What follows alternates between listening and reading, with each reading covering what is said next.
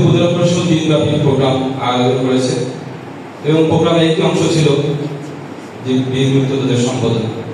আসলে সম্বোধনা দেওয়ার মতো চেষ্টাটা আমার ব্যক্তিগত পক্ষ থেকে এবং উপজেলা প্রশাসনের পক্ষ থেকে সম্ভব না, আমাদের নাই।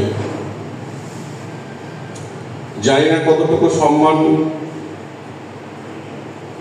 আপনাদেরকে দিতে পারছি বা কতটুকু সম্মান আপনাদের আমাদের দেওয়া উচিত ছিল। তারা আজকে পুরো তার বয়স হয়ে গেছে।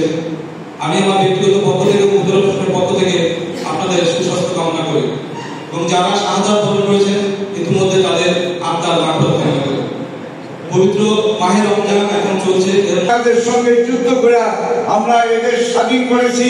এই স্বাধীনতার সুবন্ধন এই বাংলার মানুষ পায়, এটা আমি আমার ঊর্ধ্বতন কর্মকর্তা হইতে সমস্ত রাজনীতিবিদকে আমি জ্ঞাত করতে চাই, যাতে বাংলার মানুষ সুন্দর সুষ্ঠুভাবে বসবাস করতে পারে, যাতে কোনরূপ গ্রহদ্বন্দ্বের আওতায় নহে এবং শান্তি শৃঙ্খলায় যেন তারা বাকি জীবনটুক যেন কাটিয়ে দিতে পারে। এবং স্বাধীনতা ও জাতীয় দিবস 2025 উপলক্ষে আদিলবাড়ি উপজেলা প্রশাসন কর্তৃক আয়োজিত বীর মুক্তিযোদ্ধা সংবর্ধনা আলোচনা সভা ও ইফতার মাহফিলের সমাপনী বক্তব্য প্রদান করার জন্য অনুরোধ করছি অত্র উপজেলার সুযোগ্য উপজেলা নির্বাহী অফিসার জনাব বিধানকান্তি হালদার মহোদয়কে।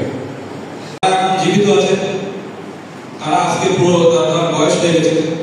আমি আমার ব্যক্তিগত পক্ষ থেকে এবং উপজেলা প্রশাসনের পক্ষ থেকে আপনাদের সুস্বাস্থ্য কামনা করি এবং যারা শাহাদাত বরণ করেছেন ইতিমধ্যে তাদের আত্মার মাগফিরাত কামনা করি।